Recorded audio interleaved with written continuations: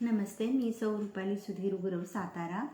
Renuka arts आयोजित अभिवाचन स्पर्धेमध्ये मी माझी स्वलिखित लघुकथा सादर करत आहे.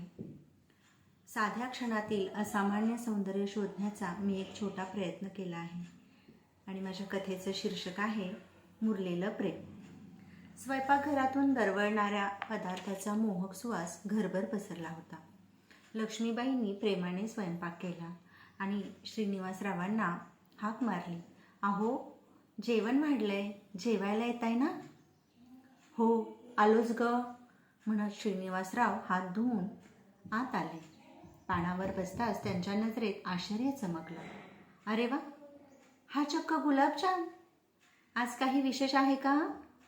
आपल्या लग्नाचा वाढदिवस वगैरे नाही ना?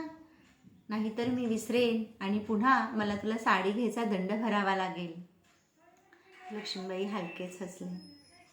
नाही हो, आपल्या लग्नाचा वाढदिवस नाही, पण काहीतरी आहे. तुम्ही ओळखा बरे.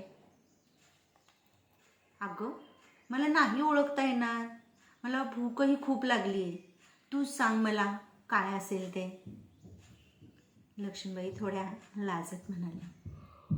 आज 14 फेब्रुवारी, तो काही व्हॅलेंटाईन डे म्हणतात ना, तो आहे.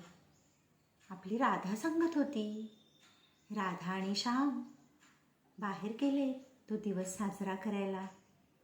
मला वाटलं आपल्याला बाहेर जाणं शक्य नाही, म्हणून घरातच साजरा करावा व्हॅलेंटाईन डे. म्हणून या गुलाबजामचा घाट घातलाय. श्रीनिवासराव मंद हसले. अरेच्छा, मी तर विसरलोच होतो. आपल्या काळात असे डे नव्हते ग. पण तू अजून प्रत्येक गोष्ट पूर्वीप्रमाणे प्रेमाने आणि वेळेवर करतेस. तुझा हा हसरा आणि प्रेमळ चेहरा मला पहिल्यापासून खूपच आवडतो. तू मला समजून घेतलंस, माझं घर सांभाळलंस आणि नकळत माझ्या मनावर अधिराज्य केलंयस. या गुलाबजामसारखी आपल्या संसारात हळूहळू मुरत गेलीस. घरच्यांसाठी करता करता स्वतःकडे कधी लक्ष दिलं नाहीस. मुलांना मोठं केलंस, माझ्या आईवडिलांची सेवा केलीस. तुझ्या या सगळ्या गोष्टीसाठी मी मनापासून कृतज्ञ आहे. लक्ष्मीबाई प्रेमाने म्हणाले. अहो, ती माझी जबाबदारी होती. संसार कधी एकटीचा नसतो. एकाने सावरायचं, एकाने आवरायचं, हेच संसाराचं गणित. तुम्ही बाहेरची जबाबदारी सांभाळत होता, म्हणून मला घरची जबाबदारी घेता आली. त्यामुळे आयुष्याचा आणि प्रेमाचा समतोल टिकून राहिला. आणि आपल्या प्रेमाचा गुलाबजाम जसा जसा मुरत गेला तसा तसा तो अधिकच गोड होत गेला.